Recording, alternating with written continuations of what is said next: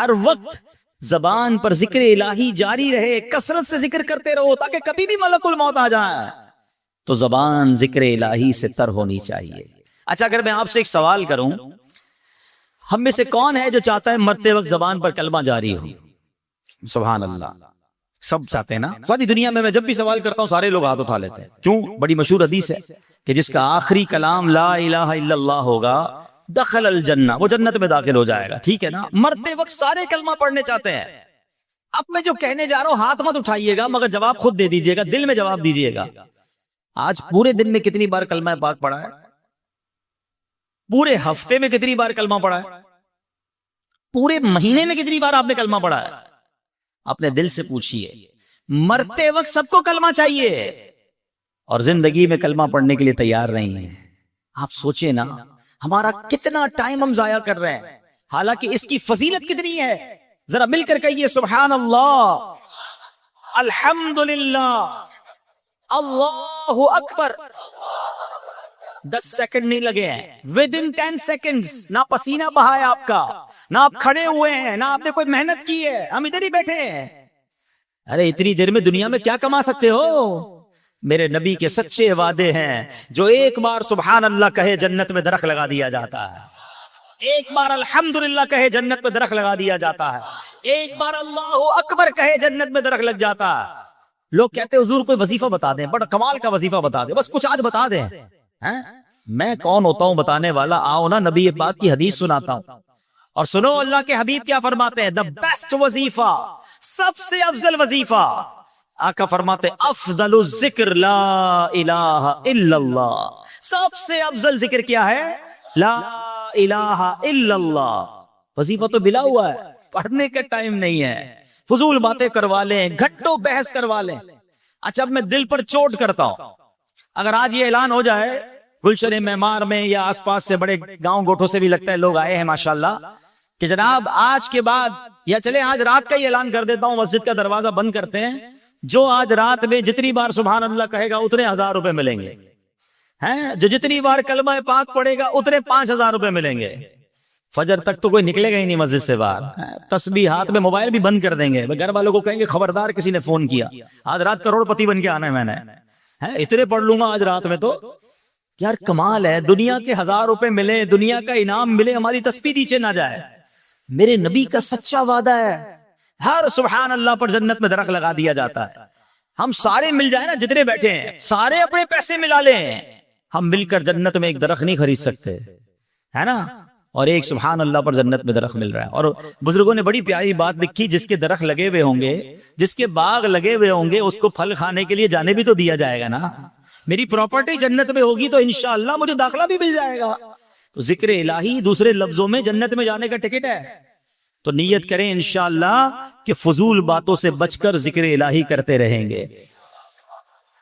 ہائے ہاں، پیر مہر علی شاہ صاحب کی بات سنو، کتھے مہر علی کتھے تیری سنا۔ سنو مہر علی صاحب کیا کہتے ہیں، یہ بڑوں کی بڑی باتیں سنو۔ ہاں، تاجدار گولڑا کہتے ہیں کہ جانور جو ہے نا شرعی احکام کا پابند نہیں ہے، اس کے باوجود حکم ہے کہ حلال جانور کے گلے پر چھری پھیرتے وقت اگر اللہ کا نام نہ لیا جائے تو وہ جانور حرام ہو جاتا ہے۔ فرماتے غور کرو، جو شریعت کا پابند نہیں ہے اس کا دم ذکر اللہ کے بغیر نکل جائے تو وہ حرام ہو جاتا ہے۔ ہماری تو ہر سانس شریعت کی پابند ہے، اگر یہ سانس ذکر اللہ کے بغیر چلی جائے تو یہ سانس کتنی بے فائدہ ہوگی، ہے نا؟ گہری بات، دل پر چوٹ کرنے والی بات ہے کہ جانور شریعت کا پابند نہیں، لیکن اگر اس کا دم نکلتے وقت اس پر ذکر الہی نہ کیا جائے تو وہ حرام ہو جاتا ہے، حلال جانور حرام ہو جاتا، نہیں کھا سکتے آپ اسے، استعمال نہیں کرتے۔ تو ہم تو شریعت کے پابند ہیں، ہماری کتنی سانسیں ذکر الہی کے بغیر ضائع ہوتی ہیں، پتہ ہے ہم روزانہ کتنی سانسیں لیتے ہیں؟ ایک کیلکولیشن کے مطابق ہم 17,000 سے لے کر 30,000 مرتبہ سانس لیتے ہیں ایک دن میں۔ اب غور کریں، پہلے تو یہ سوچو یار یہ سانس کتنی بڑی نعمت ہے، کبھی سانس روکی ہے؟ کبھی طبیعت خراب ہو، جس کو دما کا مرض ہے نا کبھی اس کو دیکھنا، آئے ہائے اللہ میرے تمام دما کے مریض اسلامی بھائیوں بہنوں کو شفا عطا فرما۔ سردیوں میں ان کو بڑی تکلیف ہوتی ہے، اور جس کی سانس اٹک جائے نا، کووڈ کے زمانے میں آپ نے دیکھا ہوگا، آکسیجن لگا رہے ہیں، سانس نہیں آ رہی ہے، دم گھٹ جائے، کبھی چوک لگ جاتا ہے، کبھی دیکھا ہوگا آپ نے کچھ کھاتے پیتے میں، کئی کھانے میں کوئی ایسی بے احتیاطی ہو جائے یا باتیں کرتے کرتے کھانا کھائیں تو کہتے ہیں نا سانس کی نالی میں لقمہ چلا گیا یا کوئی دانا چلا گیا، جان نکل جاتی ہے تھوڑی دیر کے لیے، لوگ پیچھے سے مار رہے ہوتے ہیں، سانس آ جائے کسی طرح، یعنی اس وقت احساس ہوتا ہے کہ ایک سانس کتنی قیمتی ہے۔ روزانہ 17,000 بار بغیر اللہ کا شکر ادا کیے، ہم کون شکر ادا کرتا ہے؟ یہ 17,000 سانسیں اندر بھی گئیں، اور جو زیادہ سانس لیتے ہیں جن کی جناب بھاگ دوڑ کی عادت ہے، کہتے ہیں کہ کیلکولیشن ہے کہ 17,000 سے لے کر 30,000 تک بیچ میں کوئی بھی کیلکولیشن بن سکتی ہے، کوئی 18,000 لیتا ہوگا، کوئی 20,000 سانسیں، 20,000 سانسیں اندر گئیں روز، 20,000 بار باہر نکلی، ایک بار رک جائے تو زندگی ختم ہو جائے گی۔ سانس رکے زندگی ختم، سانسیں ہی تو زندگی ہے نا، آ گئی تو زندگی، چلی گئی تو موت ہے، یہی تو سانس ہے۔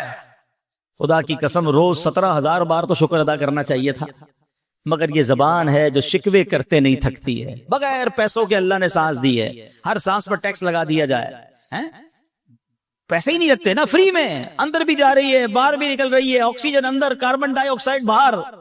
میرا موضوع نہیں ہے ورنہ میں نے ایک بیان اس پر کیا تھا، کبھی موقع ملے گا دوبارہ آپ کو بتاؤں گا کہ آپ اگر جو سائنس کے اسٹوڈنٹ ہیں نا ان سے پوچھئے گا، انٹرنیٹ پہ اب تو سرچ کر لیں، بڑا آسان ہو گیا ہے کہ اس ہوا سے آکسیجن نکالنا اور کاربن ڈائی آکسائڈ کو الگ کرنا یہ کتنا مہنگا کام ہے، یہ پورا پلانٹ ہے۔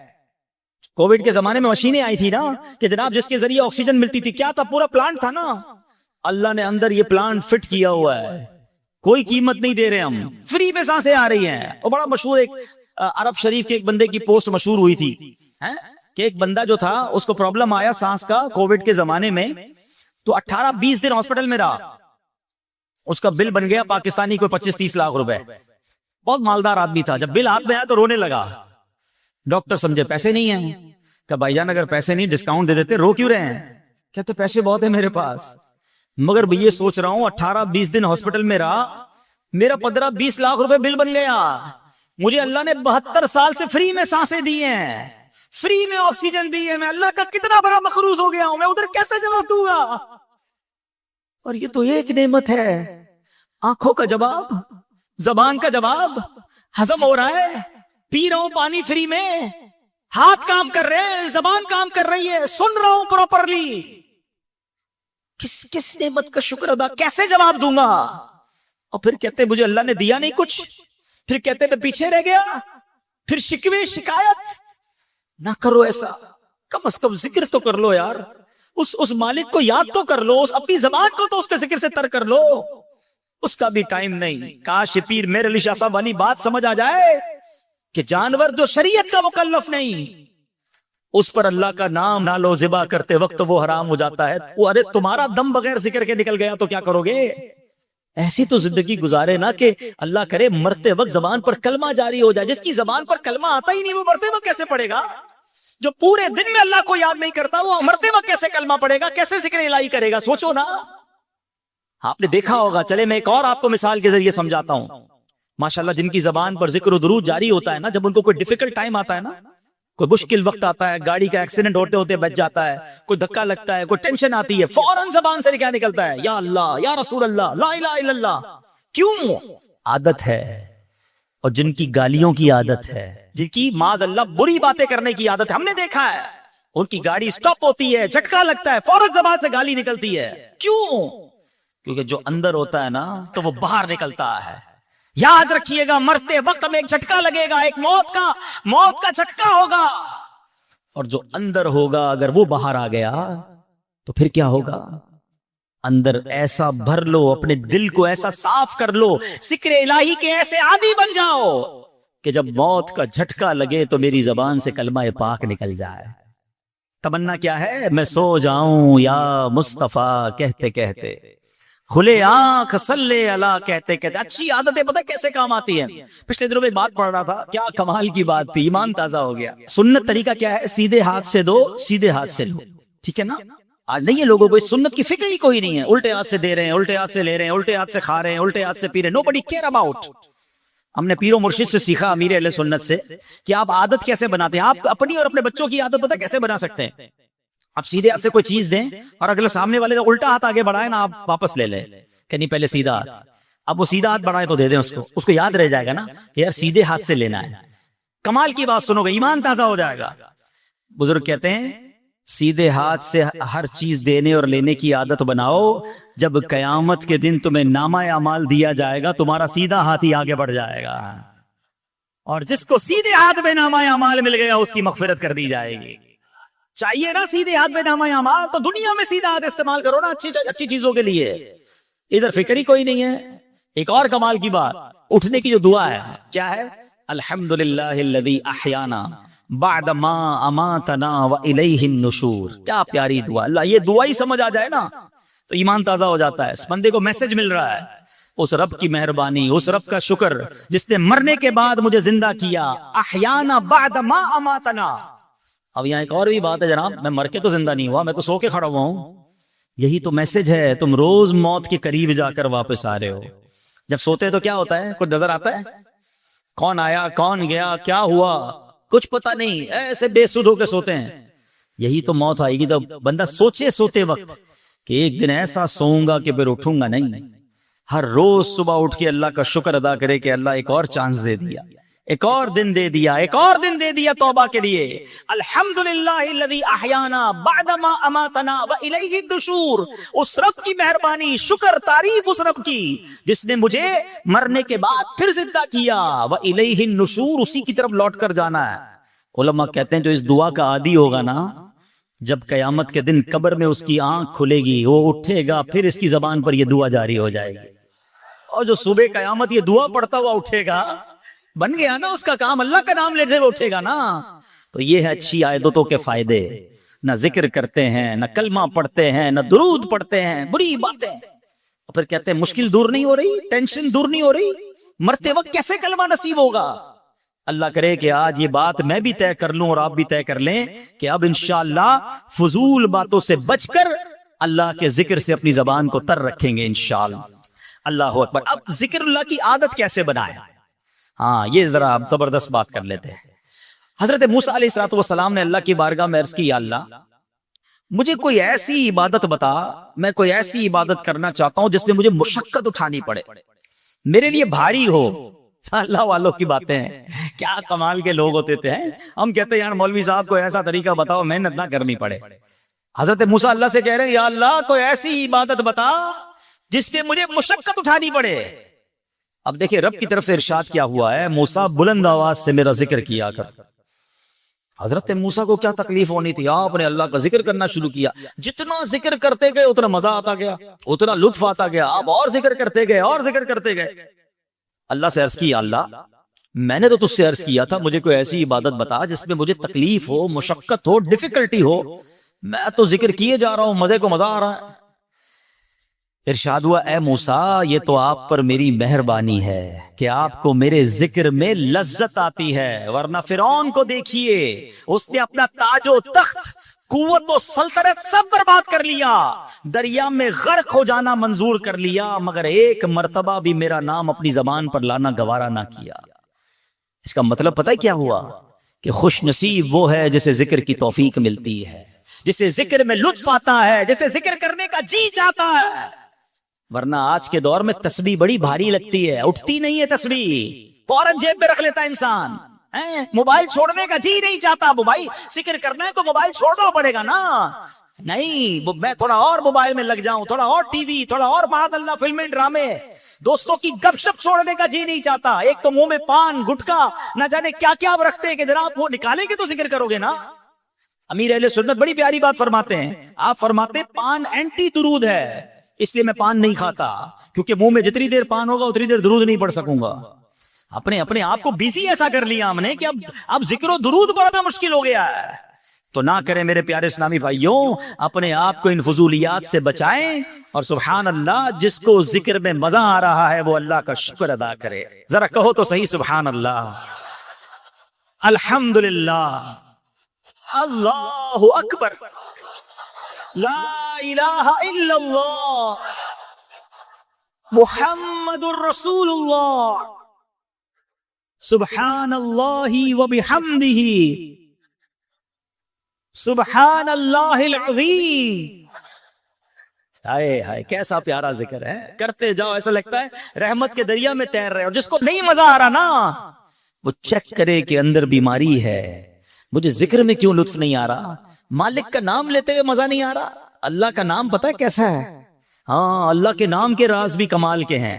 اللہ لکھو نا الف لام لام ہا، الف نکال دو کیا بن جائے گا؟ للہ.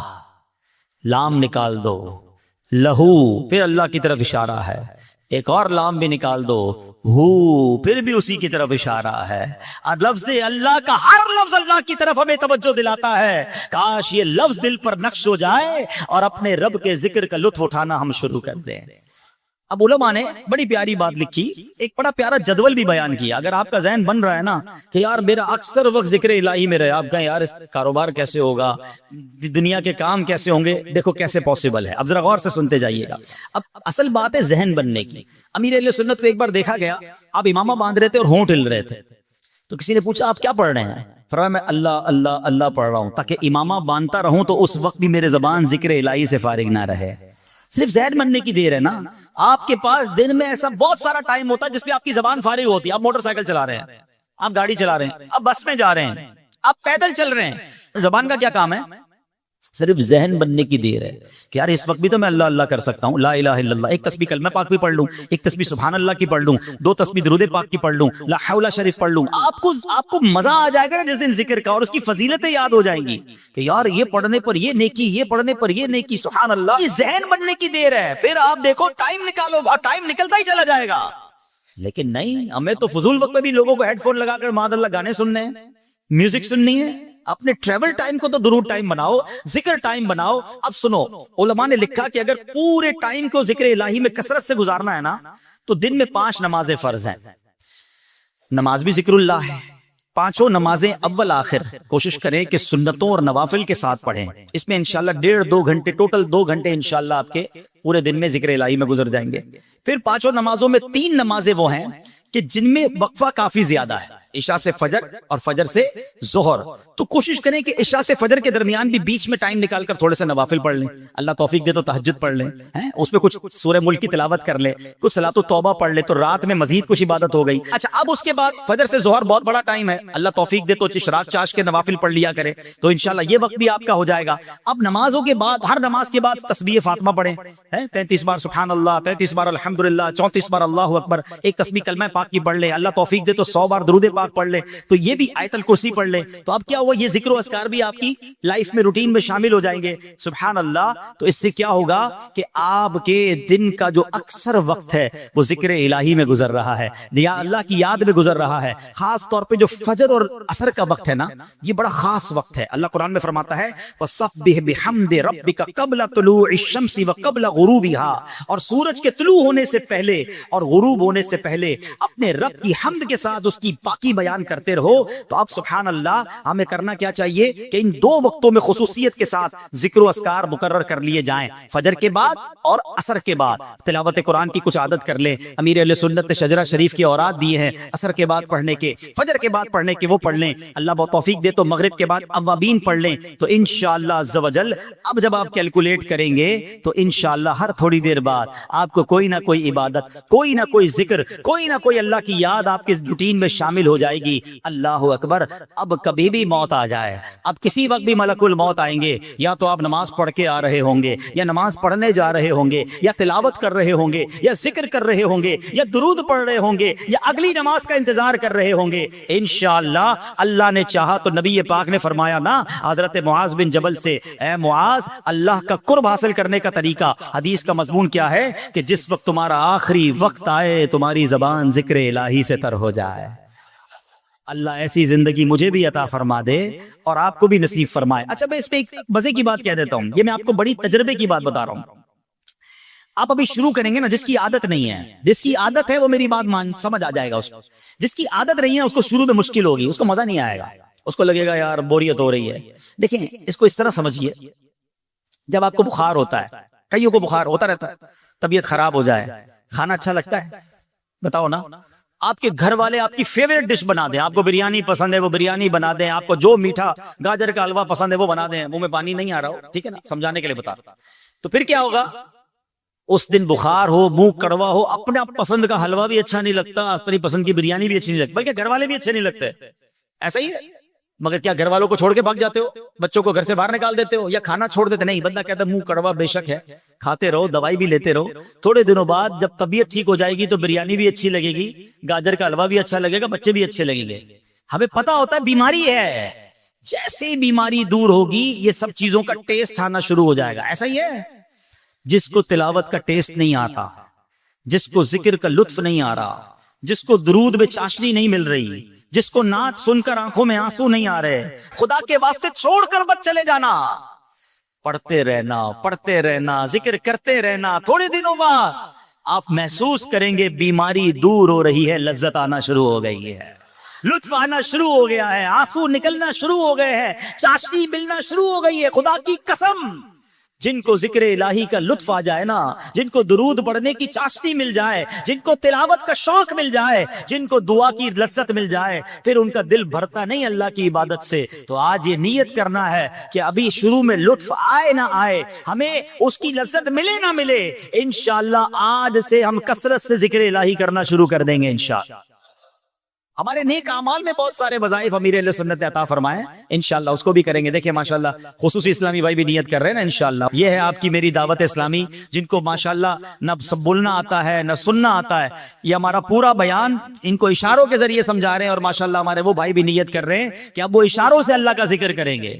یار ان کو دیکھ کر کتنا شکر ادا کرنے کا جی چاہتا ہے. یہ اللہ کا ذکر بھی اشارے سے کریں گے, زبان سے نہیں کر سکتے.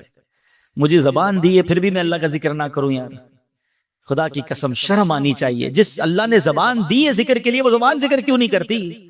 یہ بے حیائی کی باتوں کے لیے تو زبان نہیں دی, بری باتیں سننے کے لیے تو کان نہیں دیے, یہ آنکھیں حرام دیکھنے کے لیے تو اللہ نے نہیں دی. وہ پنجابی شاعر کہتے ہیں نا, دل یا دل بنایا ہے تعریف لئی زب,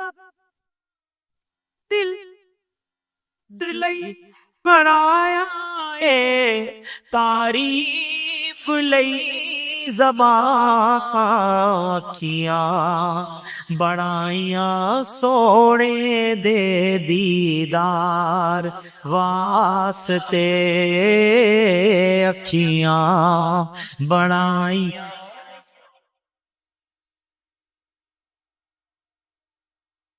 صلو علی الحبیب. ذکر الہی اور درود پاک طے ہو گیا انشاءاللہ. فضول باتوں سے بچیں گے انشاءاللہ, روزانہ کثرت سے درود پڑھیں گے, روزانہ کثرت سے کلمہ پاک پڑھیں گے انشاءاللہ. آپ بس ذکر میں دل لگا لو. آپ اگر یہ ذہن بنا لو نا, ہر سبحان اللہ پر جنت میں درخت لگ رہا ہے, ہر درود پر 10 رحمتیں, 10 گناہ معاف, 10 درجے بلند. اور اپنے آپ کو چوٹ دیا کرو کہ یار پیسے ملتے تو پڑھتا کہ نہیں پڑھتا ہے, اور اب نہیں پڑھ رہا, تو پھر انشاءاللہ ذہن بن جائے گا انشاءاللہ. اب آتے ہیں, 3 کام تھے نا, یہ تو ہو گیا ذکر الہی. اس نور والے نور میں لپٹے ہوئے آدمی کے 3 اوصاف تھے نا. اس کی زبان ذکر الہی سے تر رہتی تھی. دوسرا اس کا عمل کیا تھا, اس کا دل مسجد میں لگا رہتا تھا.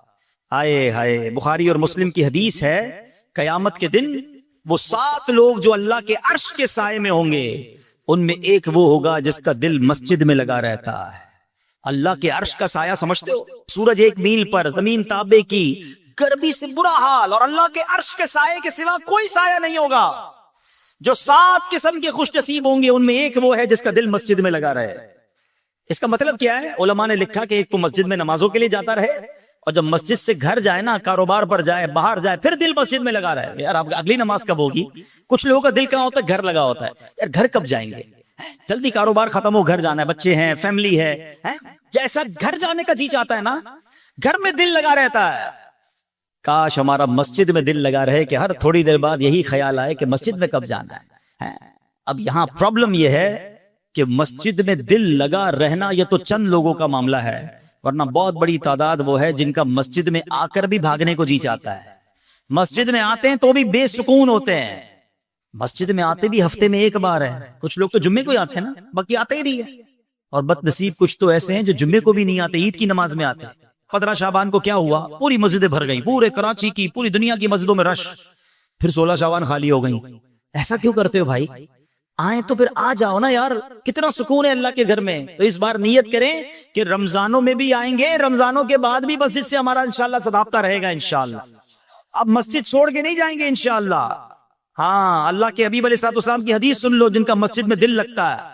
نبی پاک نے فرمایا جس طرح کوئی شخص کھو جائے, اس کے گھر والے اسے تلاش کرتے پھرے مگر اس کا کہیں پتہ نہ چلے, پھر کافی عرصے بعد وہ کھویا ہوا شخص گھر واپس آئے تو جتنی خوشی ان گھر والوں کو ہوتی ہے, اللہ پاک اس بندے سے اتنا ہی خوش ہوتا ہے جو مسجد کو ذکر و نماز کے لیے اپنا گھر بنا لیتا ہے.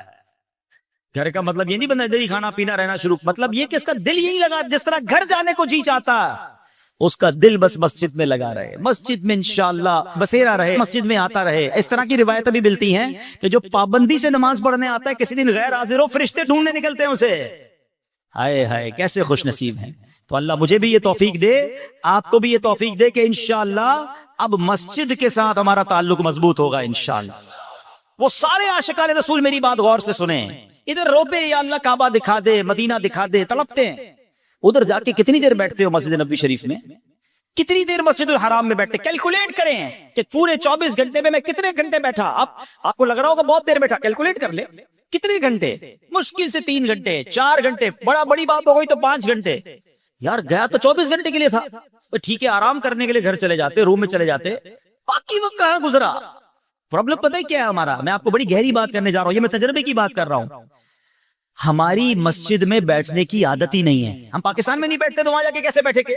ہمیں باہر گھومنے کا بہت شوق ہے, مسجد میں آدھا گھنٹہ بیٹھے پھر کھڑے ہونے کو جی چاہتا ہے. پھر ادھر ادھر بندہ دیکھتا ہے, کوئی جاننے والا نظر نہیں آ رہا, کوئی دوست نظر نہیں آ رہا ہے. وہاں بھی یہی ہو رہا ہوتا ہے, ساتھی ڈھونڈیں گے, دوست ڈھونڈیں گے. مسجد نبوی میں بیٹھ کر بھی فضول باتیں, مسجد الحرام میں بیٹھ, کیونکہ آدھے 1 گھنٹے کے بعد ہماری طبیعت بیٹھنے کو دیتی ہی نہیں ہمیں.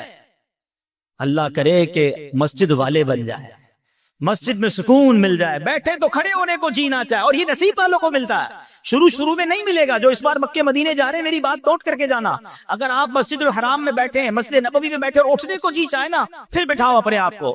واش روم جانا ہے, وضو کر کے پھر بٹھاؤ اپنے آپ کو. نیند آ رہی ہے, پھر بٹھاؤ اپنے آپ کو. تھوڑے دن لگیں گے, میں نے کہا نا ابھی دل میں وہ رمق نہیں آئی ہے, ابھی وہ چیز اندر موجود ہے. جس دن یہ نکل گیا نا, پھر دیکھو تو آپ کو مسجد نبوی کے بغیر چین ہی کہیں نہیں آئے گا. پڑے ہی رہنے سے کام ہوگا. ارے ان کے در کے سوا اور کیا ہے, ادھر پڑے رہو انشاءاللہ.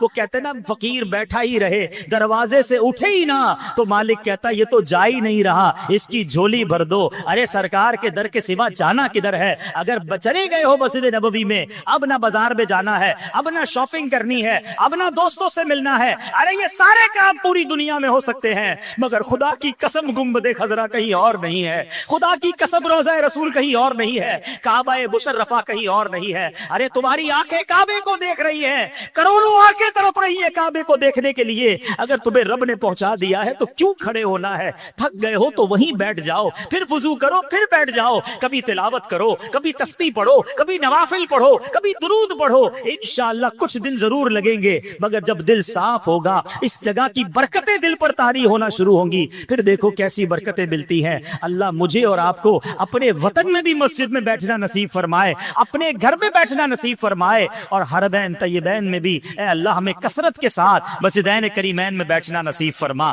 برکتیں لوٹنا نصیب فرما. ہمیں اے اللہ سکون اطمینان کے ساتھ بیٹھ کر عبادتیں کرنے کی توفیق عطا فرما. اب ایک اور بات, مسجد کی بات چلی ہے کیونکہ رمضان میں ماشاءاللہ بہت مسجدوں میں آنا جانا ہوتا ہے. دیکھو مسجد اللہ کا گھر ہے, بے ادبی مت کرنا. ہاں ایک بڑا مسئلہ ہے, لوگ مسجد میں آتے ہیں اور اس کو بڑا آرڈنری لیتے ہیں. یہ اللہ کا گھر ہے یار, یہاں آپ تیار ہو کے نہیں آتے.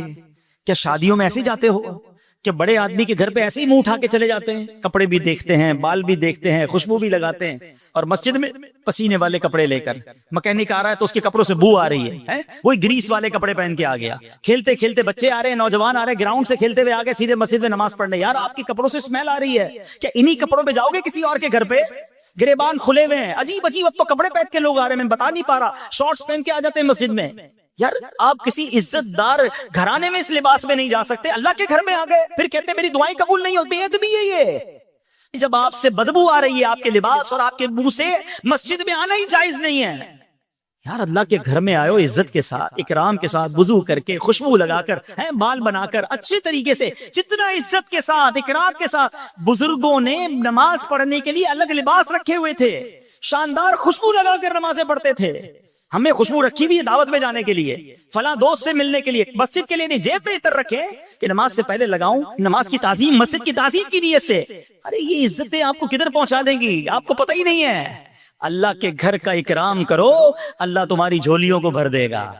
تو رمضان میں اس بار یہ مت کرنا، آئیں ضرور مگر عزت کے ساتھ، محبت کے ساتھ، تیاری کے ساتھ. پھر مسجد میں آتے ہیں تو فضول بات کرتے ہیں. روایتوں میں آتا ہے مسجد میں دنیاوی بات کرنا نیکیوں کو ایسے کھا جاتا ہے جیسے آگ لکڑی کو کھا جاتی ہے. اب آئے نیکیاں کر دیں اور آ کے بھائی ہاں بھائی کیا چل رہا ہے آج کل، سب ٹھیک ہے، کاروبار کیسا جا رہا ہے آج کل، سونے کا دام اچھا، ہر کسی کو سونے کا ریٹ روز معلوم کرنا ہے. بھائی ہمیں بھی پتہ ہے ریٹ بڑھ رہا ہے، لینا ہے نہیں پھر بھی ریٹ معلوم کرنا ہے. ہر دوسرے آدمی کو انٹرنیشنل آئل مارکیٹ چیک کرنی ہے، اسٹاک ایکسچینج کدھر جا رہی ہے. او بھائی تیرے لینا نہ دینا، ذکر اللہ کر لینا بھائی، اتنی دیر 4 بار کلمہ پڑھ لیتا، ایک تسبیح درود پاک کی ہو جاتی. بس ٹائم بہت ہے نا، فارغ بہت ہے، دنیا بھر کی جناب ڈسکس، وہ بھی مسجد میں آ کے کرنی ہے، تراویح کے دوران کرنی ہے، اعتکاف کے اندر کرنی ہے. اور پھر مسجد میں ہنسنا قبر میں اندھیرا لاتا. یہ میں اعتکاف کرنے والوں سے بھی عرض کر رہا ہوں، ضرور اعتکاف کریں، یہ بڑی نعمت ہے اللہ کی، مگر کرے تو پھر باادب طریقے سے کریں، مسجد کا اکرام کر کے کریں. اب آتے ہیں تیسرا عمل. ہاں وہ عمل بھی بڑا ضروری ہے، اور وہ کیا ہے کہ نبی پاک نے وہ کس بندے کو دیکھا تھا کہ اس کی وجہ سے اس کے ماں باپ کو برا بھلا نہیں کہا جاتا تھا. آج کیا ہوتا ہے، لوگ کہتے ہیں یار یہ دیکھو موٹر سائیکل لے کے نکلا، کیسا سائلنسر نکلا ہوا ہے، سارے محلے کی نیند برباد کی، کیسے ماں باپ نے تربیت کی ہے. یار یہ گالیاں دے رہا ہے، اس کے ماں باپ نے کیسی تربیت کی ہے. اچھا جناب یہ لڑائی کر رہا ہے، اس کے ماں باپ نے کیسی تربیت کی ہے. لوگوں کے پیسے کھا گیا، اس کو شرم نہیں آتی، ماں باپ نے کیسی تربیت. یعنی ہمارے اعمال کی وجہ سے ہمارے ماں باپ کو گالیاں پڑ رہی ہیں. اچھا پھر ایک اور طریقہ، لوگ دوسرے کے ماں باپ کو گالیاں دیتے ہیں. اگر آپ کسی کے ماں باپ کو گالی دیں گے تو ریپلائی میں کیا وہ دعائیں دے گا آپ کو؟ وہ بھی آپ کے ماں باپ کو گالی دے گا. ہماری وجہ سے ہمارے ماں باپ کو گالی پڑ رہی ہوتی، شرم نہیں آتی. اور وہ شخص کون تھا جو عرش الہی کے نور سے لپٹا ہوا تھا، کہ جس کی وجہ سے اس کے ماں باپ کو برا بھلا نہ کہا جا رہا تھا. ہائے ہائے کاش میں ایسا بن جاؤں کہ مجھے دیکھ کر لوگ کہیں کہ اس کے ماں باپ نے کیسی تربیت کی ہے. ارے بیٹا ایسا ہے تو ماں باپ کیسے ہوں گے. کاش میری وجہ سے میرے ماں باپ کی عزت پڑے، لوگ میرے ماں باپ کو دعائیں دیں کہ ایسی شاندار تربیت کی اس بیٹے کی کہ یہ بیٹا جناب دنیا کو نیکی کی دعوت دیتا ہے، یہ بیٹا نیک ہے، اس کی وجہ سے لوگ نیک بن رہے ہیں. ایسے بنو نا کہ وہ قبر میں ہیں ان کو دکھ نہ پہنچے، میری وجہ سے لوگ انہیں دعائیں دیں. مگر آج لوگ بوڑھے ماں باپ، بلکہ قبر میں چلے گئے ماں باپ، ان کو گالیاں دلوا رہے ہیں، ان کو برا بھلا کہلاتے ہوئے شرم نہیں آتی ہے. سنو امام احمد بن حنبل نے ایک روایت لکھی، ایک مرتبہ حضرت موسیٰ علیہ السلام نے عرش کے قریب ایک شخص کو دیکھا، آپ کو اس کے مقام و مرتبے کی خوشی ہوئی. اس کے متعلق پوچھا تو بتایا گیا یہ کسی سے حسد نہیں کرتا تھا، چغلی نہیں کھاتا تھا، والدین کی نافرمانی نہیں کرتا تھا. آپ نے عرض کیا اے رب کریم والدین کا نافرمان کون ہوتا ہے؟ فرمایا یعنی جو ماں باپ کے لیے برا کہے جانے کا سبب بنے، یہاں تک کہ اس کی وجہ سے والدین کو برا کہا جائے، وہ والدین کا نافرمان ہے. آج زندگی میں یہ نیت کر لو یار کہ میری وجہ سے میرے ماں باپ کا دل نہیں دکھنا چاہیے، ان کو کوئی برا بھلا نہ کہے، میری وجہ سے میرے ماں باپ کی تعریف ہو، میں اپنے ماں باپ کے لیے خوشی کا باعث بنوں، ماں باپ کا نافرمان. اللہ اکبر. کئی بار وہ آپ نے حدیث سنی ہوگی کہ اللہ کے نبی نے آمین کہی تھی، جو اپنے ماں باپ کو بڑھاپے میں پائے، ان کی خدمت کر کے مغفرت حاصل نہ کر سکے، وہ ہلاک و برباد ہو جائے. اللہ کے نبی نے کیا فرمایا تھا؟ آمین. بتاؤ نا، ماں باپ کو انشاءاللہ ہم خوش رکھیں، والدین کو راضی رکھیں.